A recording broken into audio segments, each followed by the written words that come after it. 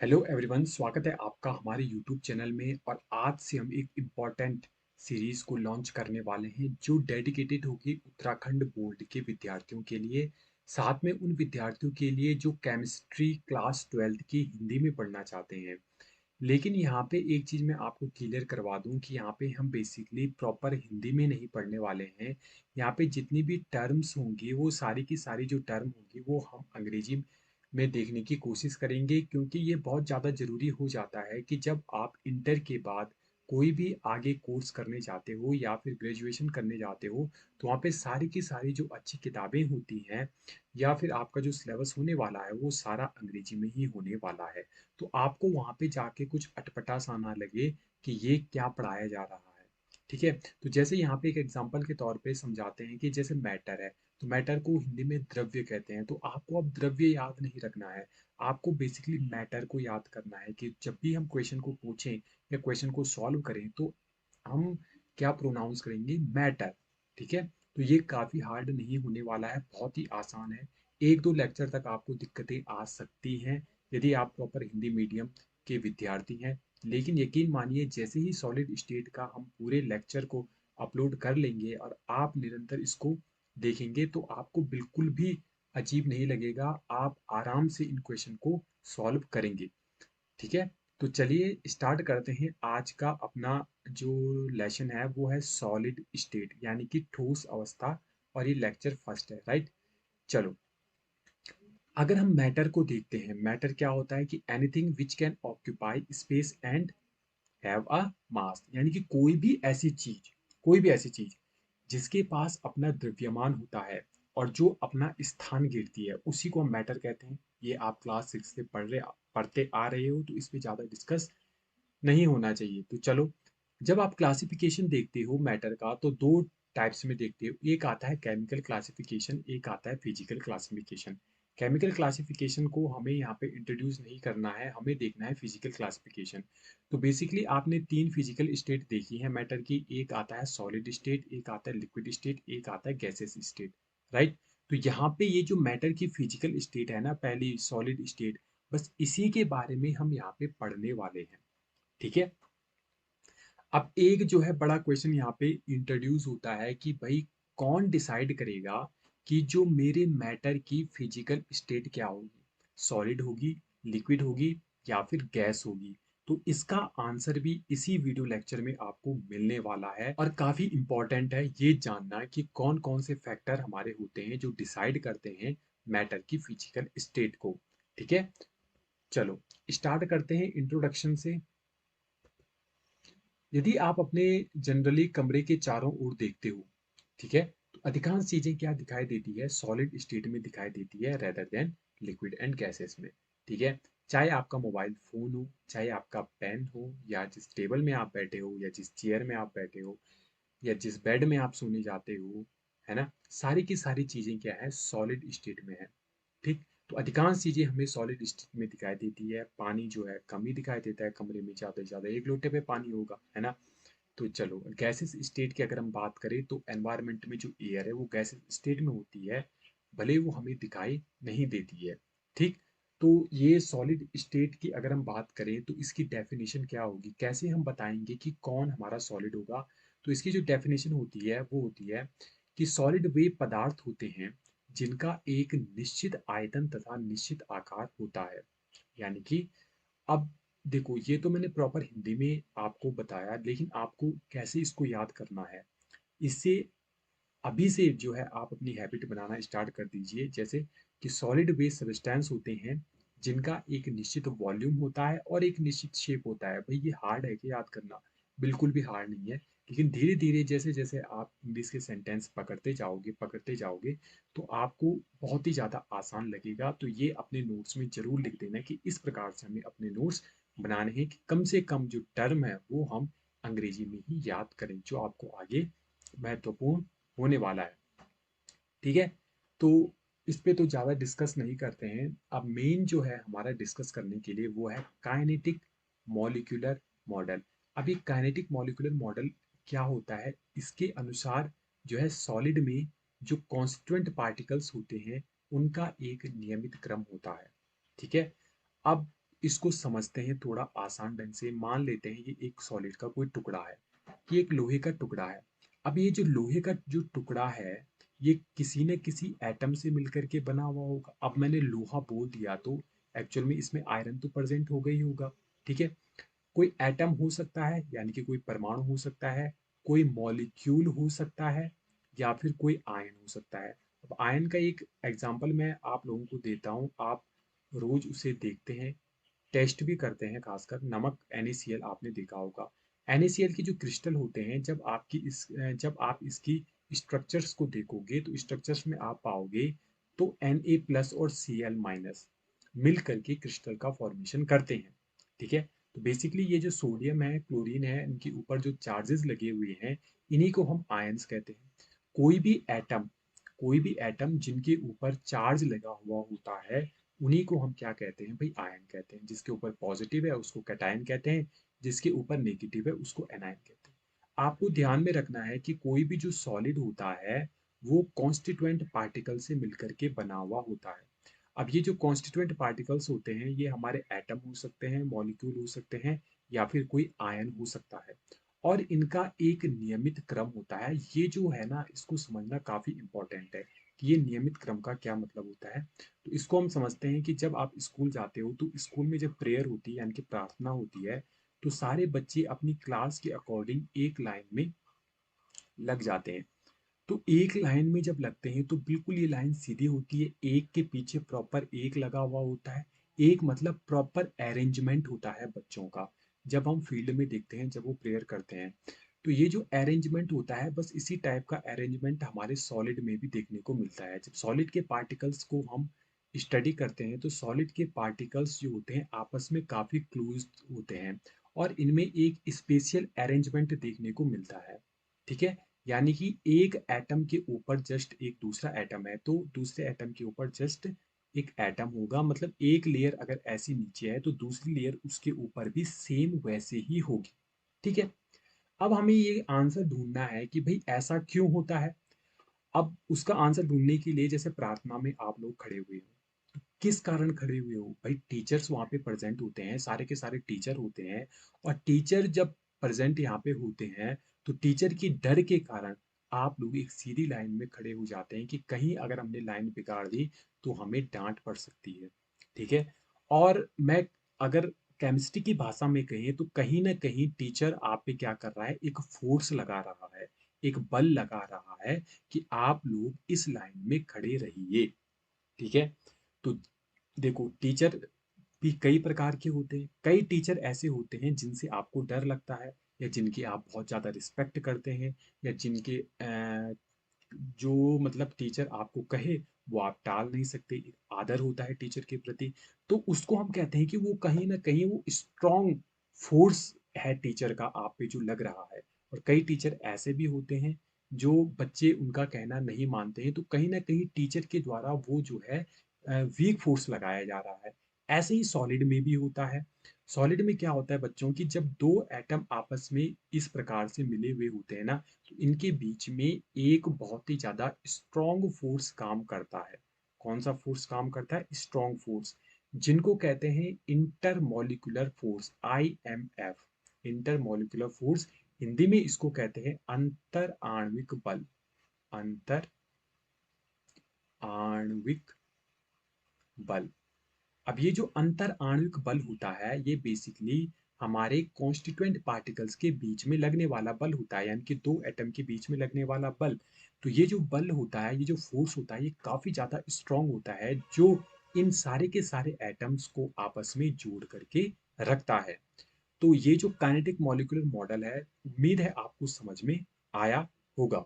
ठीक है, अब यदि हम बात करते हैं सॉलिड स्टेट की विशेषताएं, कि भाई क्या इनकी करेक्टरिस्टिक्स हो सकती हैं सॉलिड स्टेट की, तो उससे पहले एक क्वेश्चन जनरेट होता है कि जैसे भी मैंने फर्स्ट में कहा था कि भाई जो हमारा मैटर है, मैटर की फिजिकल स्टेट को डिसाइड करने के लिए कौन कौन से फैक्टर होते हैं। ठीक है, तो इसमें दो इंपॉर्टेंट फैक्टर होते हैं। सबसे पहला होता है हमारा, वो होता है बच्चों इंटर मॉलिक्यूलर फोर्स। हिंदी में इसको लिखोगे अंतर आणविक बल, जिसको शॉर्टकट में आईएमएफ से इंडिकेट करते हैं। और ये जो आईएमएफ होता है, इसका एक रिलेशन आप ध्यान रखोगे, ये होता है बच्चों directly proportional to the pressure and inversely proportional to the temperature. ये इसी लेक्चर में आपको काम आने वाला है। लास्ट में जब हम करेक्टरिस्टिक पढ़ेंगे लास्ट वाली, तो वहाँ पे ये काफ़ी इम्पोर्टेंट तरीके से आपके आपके काम आएगा। दूसरा, थर्मल एनर्जी। थर्मल एनर्जी, अब यदि मैं आपको तीन स्ट्रक्चर ड्रॉ करता हूँ, ठीक है, एक स्ट्रक्चर तो मैंने ये ड्रॉ की, दूसरी स्ट्रक्चर है भाई यूं, तीसरी स्ट्रक्चर है यूं, ठीक। अब यदि मैं आपसे बोलूं, देखो एक अलग तरीके से इसको सोचते हैं। आप अपने स्कूल में हो, ठीक है, तो आपने ऐसी लाइन कब बनाई होगी, जब यहाँ पे कोई एक ऐसे टीचर खड़े होते हैं जिनसे आपको डर लगता है, या जिनको आप क्या करते हैं, बहुत ही ज्यादा सम्मान देते हैं, ठीक है। यानी कि इनके द्वारा यहाँ पे जो है स्ट्रॉन्ग फोर्स लगाया जा रहा है आप पर, समझ गए। दूसरा, आप भाई थोड़ा डरे हुए हो, ज्यादा नहीं है, थोड़ा डरे हुए हो, तो आप ज्यादा दूर नहीं भागे, ज्यादा दूर बौखला नहीं गए, आप बस थोड़ा आस पास ही घूम रहे हो, कहीं ना कहीं आपको थोड़ा सा क्या है वहां पे डर लग रहा है, तो इन टीचर के द्वारा आप पे थोड़ा कम फोर्स लगाया जा रहा है पहले वाले के कंपैरिजन में। जबकि तीसरे वाले में आप देखोगे कोई डर ही नहीं है भाई, टीचर यहाँ पे खड़े हैं, कोई मतलब ही नहीं। तो सबसे कम वीक फोर्स जो है थर्ड वाले टीचर के द्वारा आप पे लगाया जा रहा है, ठीक है। तो उम्मीद तो यही है कि सारे जो हैं फर्स्ट वाले टीचर ही होंगे, और बच्चे भी काफ़ी अच्छे हैं, तो फर्स्ट वाला एग्जाम्पल ही आप पे सूट करेगा।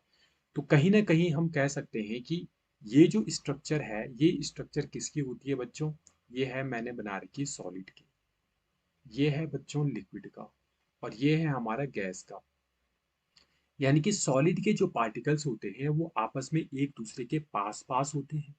एक दूसरे के पास पास होने के कारण इनके द्वारा जो है इंटरमोलिकुलर फोर्स बहुत ही ज़्यादा स्ट्रांग होता है, ठीक है। जबकि लिक्विड में क्या होते हैं कि इनके जो एटम्स होते हैं या मॉलिक्यूल्स होते हैं वो दूर दूर होते हैं, ठीक है। दूर दूर क्यों होते हैं, क्योंकि भाई बल कम लग रहा है, फोर्स कम लग रहा है। जबकि गैसेस की बात करें तो गैसेस में तो बहुत ही ज़्यादा दूर होते हैं, इनमें तो नामात्र का इनमें इंटरमोलिकुलर फोर्स पाया जाता है। तो यदि मैं इंटरमोलिकुलर फोर्सेस की बात करूं, तो सबसे ज्यादा इंटरमोलिकुलर फोर्स होता है बच्चों सॉलिड का, देन होता है लिक्विड का, और लास्ट में होता है गैस का। तो उम्मीद है यहाँ पे इसको समझने में आपको दिक्कत नहीं हुई होगी। अब हम बात करते हैं थर्मल एनर्जी की। थर्मल एनर्जी का मतलब क्या है, देखो कोई भी एनर्जी हम किसी भी टर्म में बात करें, एनर्जी एनर्जी होती है, ठीक है। गैसेस के मॉलिक्यूल हैं, ये क्या करते हैं, बहुत ज्यादा फास्ट मूव करते हैं। आपने अगरबत्ती जलाई, अगरबत्ती जब जली नहीं थी, तो सारे के सारे देखो यहाँ पे मान लेते हैं ये क्या है बच्चों, एक अगरबत्ती है, ठीक है। जब ये जली नहीं थी तो ये किस स्टेट में थी, सॉलिड स्टेट में। तो सॉलिड स्टेट में सारे के सारे जो पार्टिकल्स हैं वो एक दूसरे के साथ बंधे हुए थे, स्ट्रॉन्ग इनके पास फोर्स था। लेकिन जैसे ही आप इसमें क्या करते हो, माचिस की तीली झाड़ते हो और उसके बाद ये जलने लगती है, तो गैस के मॉलिक्यूल यहाँ पे नहीं टिकते हैं, वो भागने लग जाते हैं। इसका क्या मतलब है, इसका मतलब है कि गैस की जो मॉलिक्यूल है इनकी जो थर्मल एनर्जी है वो बहुत ज़्यादा हाई होती है। यानी कि इनकी काइनेटिक एनर्जी जब ज़्यादा थी तभी तो ये मूव कर पाए, अगर काइनेटिक एनर्जी इनकी ज़्यादा नहीं होती तो ये मूव ही नहीं करते। तो थर्मल एनर्जी सबसे ज़्यादा होती है बच्चों गैसेस की, देन होती है लिक्विड की, और देन होती है हमारे सॉलिड की, ठीक है। तो दो कॉन्सेप्ट आपने यहाँ पे सीखे कि कोई भी मैटर की जो फिजिकल स्टेट होती है उसको डिसाइड करने के लिए दो इंपॉर्टेंट फैक्टर हमें याद रखने हैं, एक होता है इंटरमोलिकुलर फोर्स, एक होता है थर्मल एनर्जी। इंटरमोलिकुलर फोर्स यदि किसी सबस्टांस में सबसे ज्यादा है तो इसका मतलब वो सॉलिड स्टेट में होगा, और जिस सबस्टांस में इंटरमोलिकुलर फोर्स बहुत ही ज्यादा कम होंगे वो गैसेस स्टेट में पाया जाएगा, और जिसकी थर्मल एनर्जी सबसे ज्यादा होगी वो गैसेस स्टेट में होगा, और जिसकी थर्मल एनर्जी क्या होगी बच्चों, सबसे कम होगी, वो सॉलिड स्टेट में होगा। एक और कॉन्सेप्ट यहाँ पे आपको ध्यान में रखना है कि जो एनर्जी होती है ना, energy energy is inversely proportional to the stability. Stability यानी कि जिस भी सबस्टांस की या जिस भी मॉलिक्यूल की या जिस भी चीज की एनर्जी जितनी ज्यादा होगी, उसकी जो स्टेबिलिटी है यानी कि उसका जो स्थायित्व है, उसकी जो स्टेबिलिटी है वो क्या होगी, बहुत ही ज्यादा कम होगी। ठीक है, तो अगर आपको स्टेबिलिटी का ऑर्डर भी पूछा जाता है तो सबसे ज्यादा स्टेबल मैटर की कौन सी स्टेट होती है, वो होती है बच्चों सॉलिड स्टेट। ठीक है, और सबसे जो वीक होती है वो होती है हमारी गैसेस स्टेट।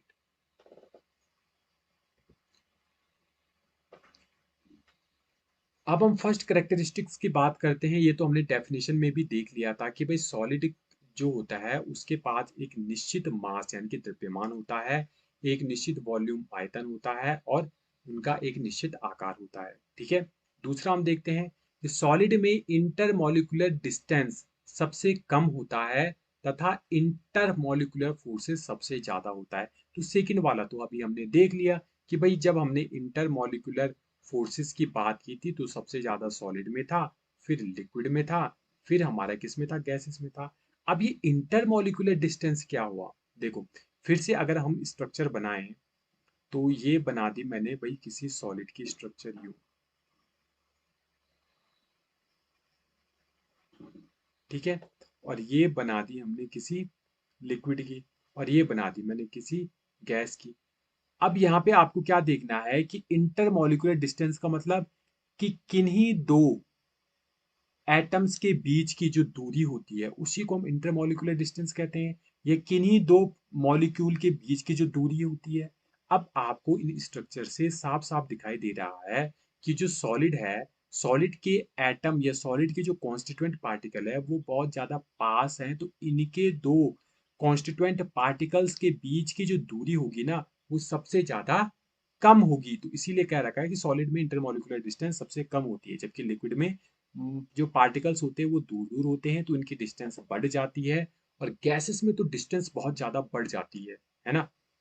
तो यहाँ पे आप लोगों को ये जो फर्स्ट एंड सेकंड है ये समझ में आ गई होगी कैरेक्टरिस्टिक सॉलिड की। अब चलते हैं थर्ड की ओर। सॉलिड में कॉन्स्टिट्यूएंट पार्टिकल की फिक्स पोजीशन होती है और वे केवल अपनी पोजीशन पर ही वाइब्रेट करते हैं। देखो फिर से सॉलिड का हम क्या बनाते हैं, ये बना दिया मैंने। अब ये जो एटम है ना, ये एटम जो है अपने चारों ओर एटम से घिरा हुआ है, साथ में इनके बीच में जो फोर्स लग रहा है वो बहुत ज्यादा स्ट्रांग भी है। तो ये एटम कहाँ मूव करेगा, इस एटम को मूव करने के लिए तो कोई जगह नहीं है, चारों ओर से इसको बहुत ज्यादा स्ट्रांग फोर्स लगा हुआ है जो इसको हिलने तक नहीं दे रहा है। तो ये क्या करते हैं बच्चों, ये कंपन करते हैं। क्या करते हैं, कंपन करते हैं और अपनी जो पोजीशन है उस पोजीशन पर फिक्स बने रहते हैं, उस पोजीशन से डगमगाते नहीं है, अपनी पोजीशन को छोड़ के किसी दूसरी पोजीशन पर ये नहीं जाएंगे। और यही जो है हमारा तीसरा करेक्टरिस्टिक्स है सॉलिड सॉलिड का। ठीक, अब हम चलते हैं चौथे की ओर कि सॉलिड की जो डेंसिटी होती है वो लिक्विड तथा गैस से ज्यादा होती है। अब डेंसिटी क्या होती है, डेंसिटी को हिंदी में कहते हैं घनत्व, और घनत्व का फॉर्मूला होता है मास अपॉन वॉल्यूम, यानी कि द्रव्यमान बटे आयतन। और जो घनत्व होता है वो सबसे ज्यादा सॉलिड का होता है, देन हमारा किसका होता है बच्चों, लिक्विड का होता है, और देन किसका होता है, गैस का होता है। बट लग गया, इसका मतलब केमिस्ट्री ने अपना रंग दिखाना स्टार्ट कर दिया। रंग दिखाने का क्या मतलब है, एक्सेप्शन आ गया जी। बट इसमें एक्सेप्शन होता है, एक्सेप्शन होता है यानी कि एक अपवाद है। अब ये अपवाद क्या है, ये आपने पिछली क्लास में भी पढ़ा होगा, शायद आपके एग्जाम में भी आया होगा जब आप टेंथ में रहे होंगे। कि बताओ जी हमारा बर्फ जो है ना, वर्ष लिख दिया यार, जो बर्फ होती है वो पानी में क्यों तैरती है, पानी में क्यों तैरती है। अच्छा, ये क्वेश्चन क्यों जनरेट हुआ होगा, ये क्वेश्चन इसीलिए जनरेट हुआ है क्योंकि भाई आपने तो सॉलिड की करेक्टरिस्टिक्स में बता दिया कि सॉलिड की डेंसिटी सबसे ज्यादा होती है। अगर सॉलिड की डेंसिटी सबसे ज्यादा होती है तो जैसे ही मैं पानी में बर्फ को डालूंगा, बर्फ क्या होती है, सॉलिड होती है। तो जैसे ही पानी में मैं बर्फ को डालूंगा तो बर्फ को डूबना चाहिए था, पर बर्फ डूबती नहीं है। क्यों नहीं डूबती है? क्योंकि बच्चों की जो बर्फ होती है, बर्फ का घनत्व पानी से कम होता है, कम होता है, इसलिए बर्फ जो है पानी में तैरती है, और यही हमारा एक अपवाद है। तो ये जो करेक्टरिस्टिक्स लिखोगे, इस करेक्टरिस्टिक्स के नीचे इसका अपवाद भी लिख देना, आप कभी नहीं भूलोगे। ठीक है, तो क्वेश्चन अगर बनता भी है 1 नंबर का, तो आप इसका आसानी से आंसर कर सकते हो, और आपको आगे भी काफी हेल्प मिलेगी जब आप इस प्रकार से इसको नोट्स में लिखोगे।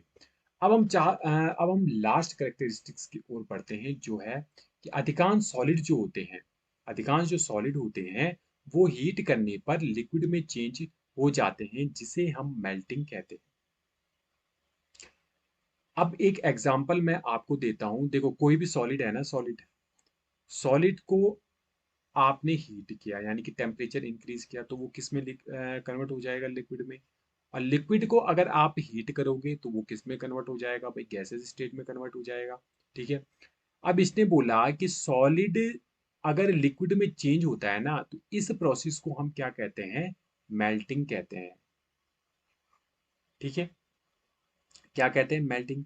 और वो टेम्परेचर, जिस टेम्परेचर पर कोई भी सॉलिड लिक्विड में चेंज होता है, उसी को हम क्या कहते हैं, मेल मेल्टिंग पॉइंट कहते हैं। अब आप बोलोगे कि सर ये मेल्टिंग जो है हिंदी में क्या होता है, और मेल्टिंग पॉइंट हिंदी में क्या होता है। भाई हिंदी में क्यों याद करना है, आप इतना याद करिए कि भाई सॉलिड अगर लिक्विड में चेंज होता है तो उसको हम मेल्टिंग कहते हैं।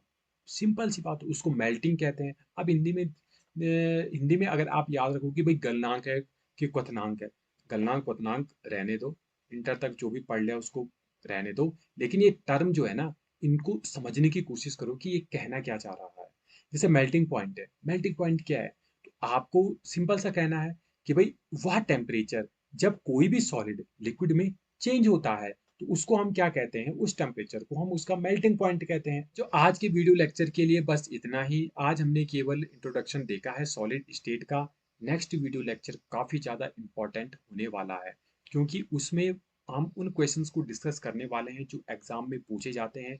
जैसे कि जब हम सॉलिड का क्लासिफिकेशन करते हैं कि भाई अमॉर्फस सॉलिड क्या होता है, हमारा क्रिस्टलाइन सॉलिड हमारे क्या होते हैं, और इनका जो है मेल्टिंग पॉइंट किस प्रकार से वेरी करता है, दोनों में क्या डिफरेंसेस हमारे होते हैं, तो ये क्वेश्चन तो जरूर एग्जाम में पूछा जाता है। तो बने रहिए हमारे चैनल के साथ। यदि आपने अभी तक हमारे चैनल को सब्सक्राइब नहीं किया है तो हमारे चैनल को जरूर सब्सक्राइब कर दीजिए, बेल आइकन को दबा दीजिए, ताकि जब सेकंड वीडियो लेक्चर अपलोड होगा तो आपको नोटिफिकेशन मिल जाए। Thank you.